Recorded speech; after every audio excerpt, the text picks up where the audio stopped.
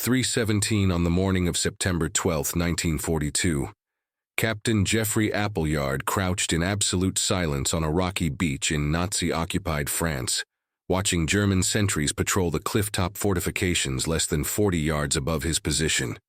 His team of 12 commandos waited behind him, their faces blackened with cork ash, their weapons cold in their hands, while Appleyard studied the guards' patterns with the patience of a man who refused to fire a single shot, unless absolutely necessary.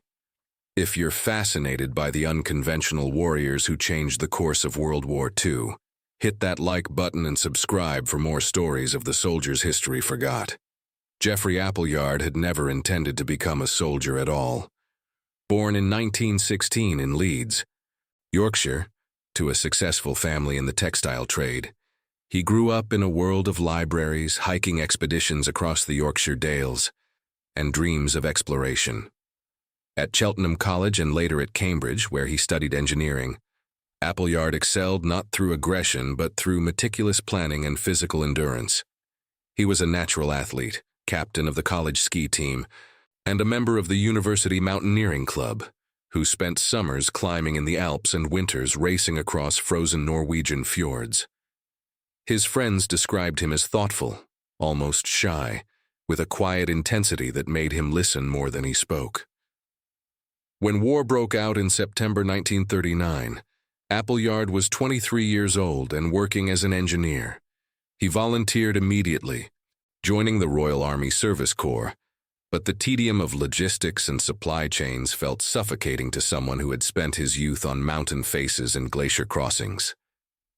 In late 1940, when recruitment notices appeared for a new unit called the Commandos, Volunteers for Hazardous Service, Appleyard applied without hesitation. The selection process was brutal. Officers and men alike were pushed through forced marches across Scottish highlands, nighttime navigation exercises in freezing rain, cliff climbs with full equipment, and live-fire drills designed to weed out anyone who hesitated under stress. Appleyard passed easily. What others found punishing, he found familiar. The difference was that mountains did not shoot back. He was assigned to No. 7 Commando, and then, in early 1941, to a newly formed unit that would become legendary, the Small-Scale Raiding Force, known simply as SSRF. The concept was radical. While most commando operations involved large-scale assaults, demolitions, and overwhelming firepower, the SSRF would conduct pinprick raids with teams of 6 to 15 men, operating from fast motor torpedo boats to strike targets along the occupied coast of France and the Channel Islands. Their missions: gather intelligence, capture prisoners for interrogation, destroy specific installations, and vanish before the Germans could respond. It required absolute silence, perfect timing, and nerves that would not crack when everything went wrong. From the beginning, Appleyard's approach set him apart. During training exercises at the commando base in Scotland, other officers emphasized speed and violence. The doctrine was simple: hit hard, kill quickly, withdraw before the enemy could organize. Appleyard did not disagree with the goal, but he disagreed with the method. In his view, noise was failure. Killing when capture was possible was wasteful. A dead sentry told you nothing. A live prisoner, treated well and questioned skillfully, could reveal troop positions, fortification layouts, patrol schedules, morale problems, supply shortages. Every bullet fired was an alarm sounded. Every grenade thrown was a beacon announcing your position. Appleyard wanted his raids to feel like ghost stories to the Germans. Operations where sentries simply vanished, equipment disappeared, and the only evidence left behind was confusion. His fellow officers mocked him. During planning sessions, when Appleyard suggested approaching targets without firing unless detected, some called him naive. One major, a veteran of the Norway campaign, told him bluntly that his ideas belonged in a different century. "You are planning operations as if we are hunting deer in the highlands," the major said. "This is total war. The enemy does not deserve your courtesy." Appleyard listened quietly, then replied that courtesy had nothing to do with it. Efficiency did. A gunshot could wake an entire garrison. Silence could buy you 5 extra minutes. 5 minutes could mean the difference between mission success and a body bag. The criticism intensified after his first combat operation. In April 1941, Appleyard participated in a raid on the Lofoten Islands in Norway. The operation was a success by conventional standards. Installations destroyed, prisoners taken, but Appleyard filed a report afterward that raised eyebrows. He noted that several German soldiers had been killed unnecessarily, when they could have been bypassed or captured. He pointed out that one explosion had alerted nearby units, nearly compromising the withdrawal. He suggested that future raids could achieve the same objectives with half the noise and a third of the risk. His commanding officer read the report, then set it aside. The implication was clear. Results mattered, not methods. But Appleyard would not let it go. Over the following months, he refined his techniques obsessively. He studied German patrol patterns, analyzing reports from resistance fighters and aerial reconnaissance photos to understand how sentries moved, when they changed shifts, where they paused to smoke or talk. He practiced knife work until he could approach a training dummy from behind and simulate a silent takedown in under 2 seconds. He learned to move across gravel without sound, to freeze mid-step when a guard turned, to breathe so shallowly that his breath would not steam in cold air. He trained his men in the same methods, drilling them until they could cross 50 yards of open ground at night without a single footfall audible from 10 feet away. His obsession with detail extended to equipment. While other commandos carried standard-issue Sten guns and Mills bombs, Appleyard preferred the Fairbairn Sykes fighting knife, the suppressed Welrod pistol, and wire garrots. He argued that the best weapon was the one you never had to use because the enemy never knew you were there. He insisted his teams carry medical supplies, not just for British casualties, but for enemy wounded. When questioned, he explained that a wounded German soldier left screaming would alert every patrol within half a mile. A wounded German soldier treated and silenced, even temporarily, would not. Some of his peers called this ruthless. Appleyard called it practical. The turning point came in September 1942. The SSRF was tasked with raiding a German radar station on the Casquettes Lighthouse, a fortified position on a rocky island off the coast of Guernsey.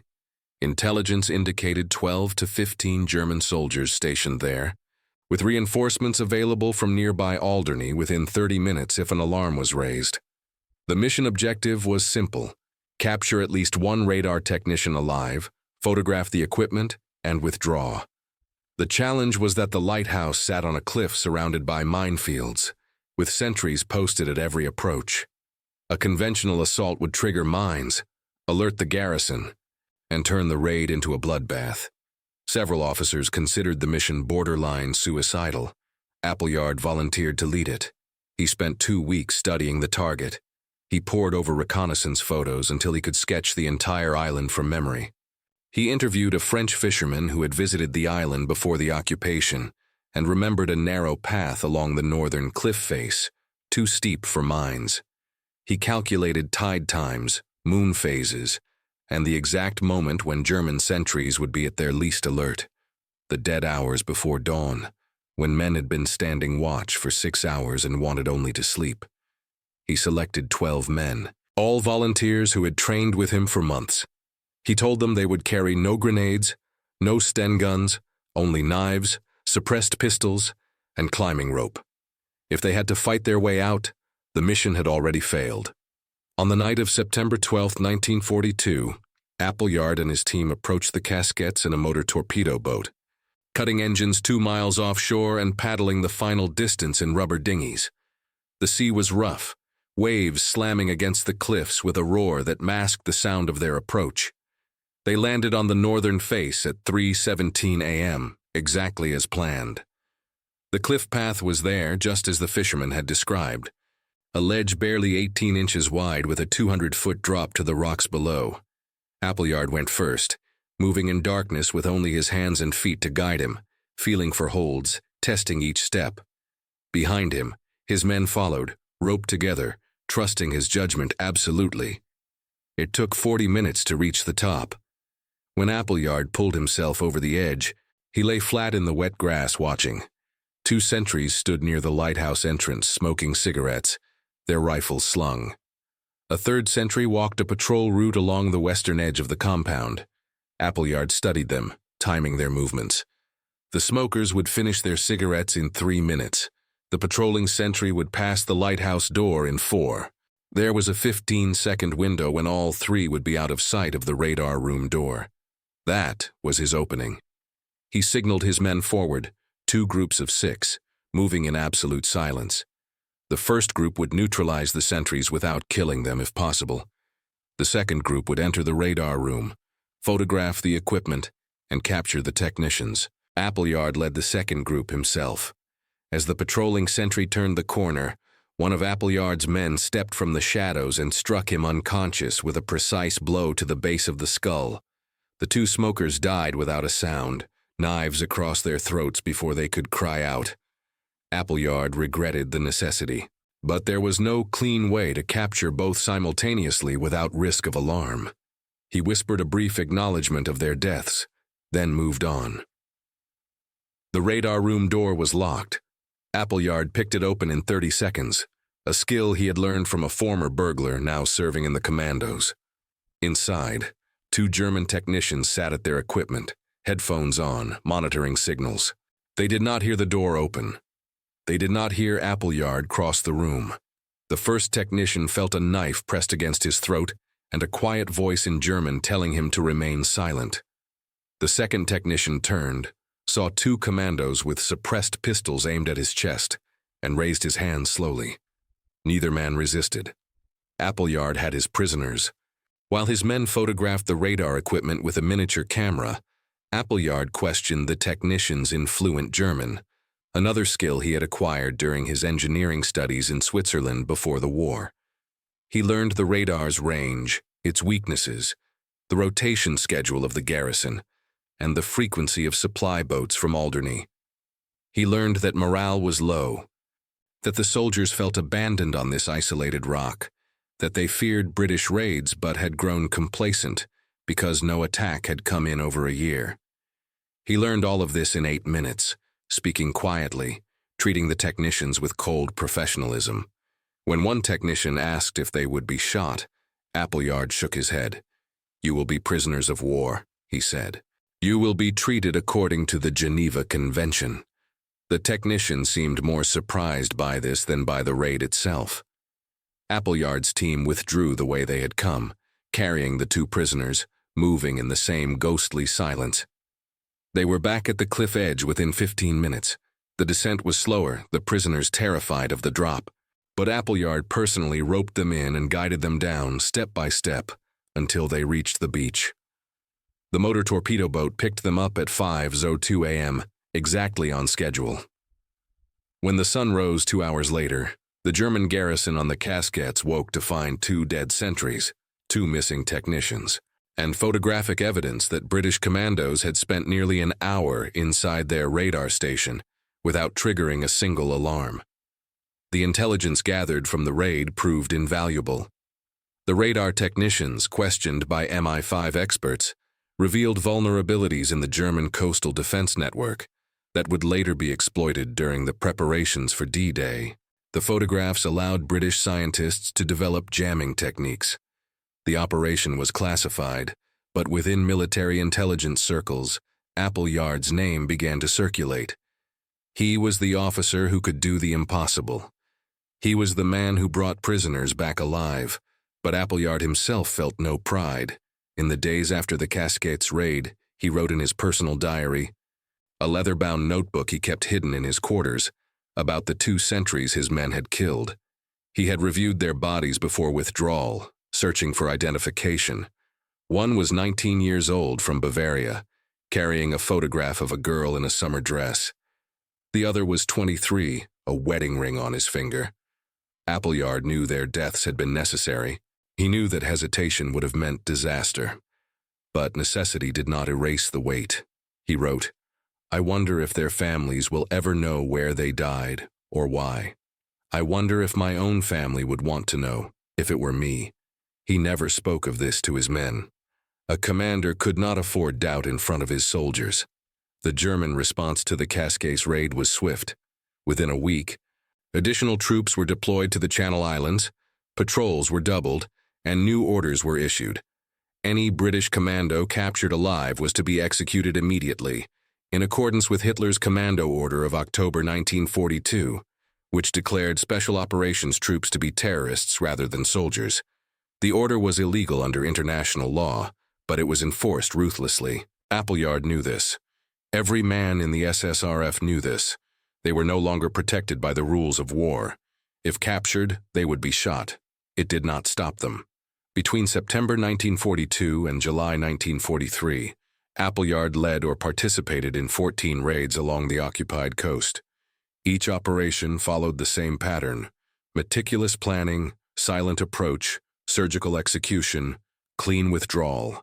He raided German observation posts in Brittany, captured enemy soldiers on the island of Sark, sabotaged supply depots in Normandy, and gathered intelligence on fortifications that would later become targets for Allied bombers. His success rate was extraordinary. Of the 14 missions, 13 achieved their primary objectives. Casualties among his men were minimal: 2 wounded, none killed. The Germans began calling the SSRF the Ghosts, a unit that struck without warning and vanished without trace. But the strain was taking its toll. Appleyard was 26 years old and looked 40.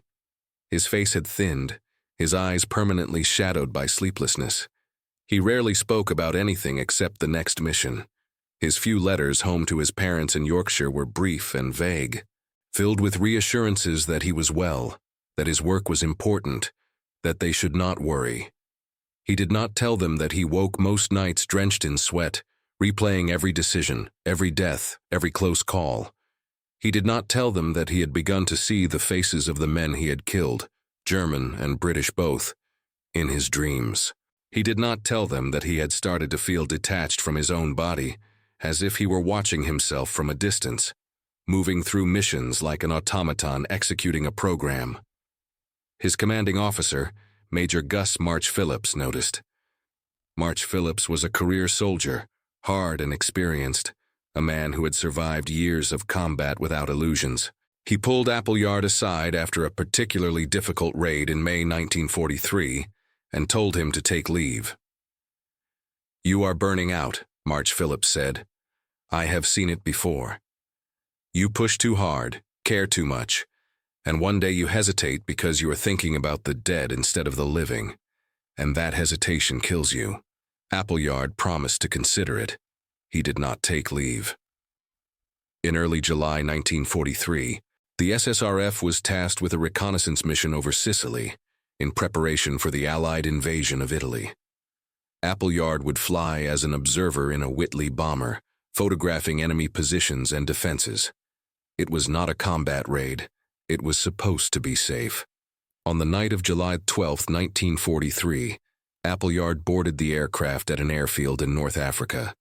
He carried his diary, his Fairbairn Sykes knife, and a letter to his parents that he had written but not yet mailed. The bomber took off at 11:47 p.m. and flew north across the Mediterranean toward the Sicilian coast. It never returned. No distress signal was received. No wreckage was found. The aircraft and its crew, including Captain Geoffrey Appleyard, simply vanished. For weeks, the SSRF held out hope that he had survived, perhaps parachuted over enemy territory and gone into hiding, perhaps captured and held in some remote camp. But as the months passed, hope faded. In December 1943, the British War Office officially declared Appleyard missing, presumed killed in action. He was 27 years old. The exact circumstances of his death remain unknown to this day. The most likely explanation is that the bomber was intercepted by German or Italian night fighters over the Mediterranean and shot down, crashing into the sea with no survivors. Some historians have speculated that the aircraft was hit by anti-aircraft fire while flying too low over the coast. Others believe it suffered mechanical failure and went down in darkness, the crew unable to send a mayday before impact. The letter Appleyard had written to his parents was found among his effects and delivered posthumously. In it, he had written, "If you are reading this, then I did not come back. Please do not be sad. I chose this life because I believed it mattered. I hope I was right. The loss devastated the SSRF. Major March Phillips himself was killed in action just months later, and the unit was eventually absorbed into other commando formations. But Appleyard's methods survived.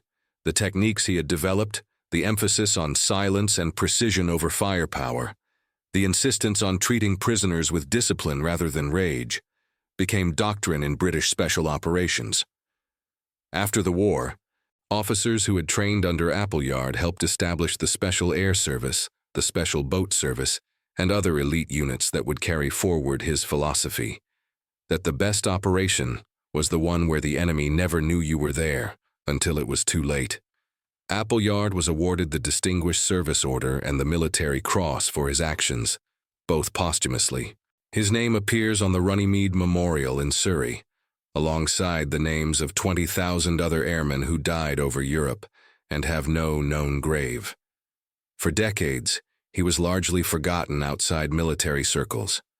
No films were made about him, no best-selling books. The operations he led remained classified until the 1970s, and even then they were released quietly, without fanfare. He became a footnote in the history of the commandos, a name mentioned briefly in regimental histories, and then passed over. But to those who study special operations, Appleyard represents something essential. In a war defined by industrial slaughter, by bombers reducing cities to ash and artillery, turning landscapes into moonscapes, he proved that individual skill still mattered. He proved that discipline could be more effective than rage.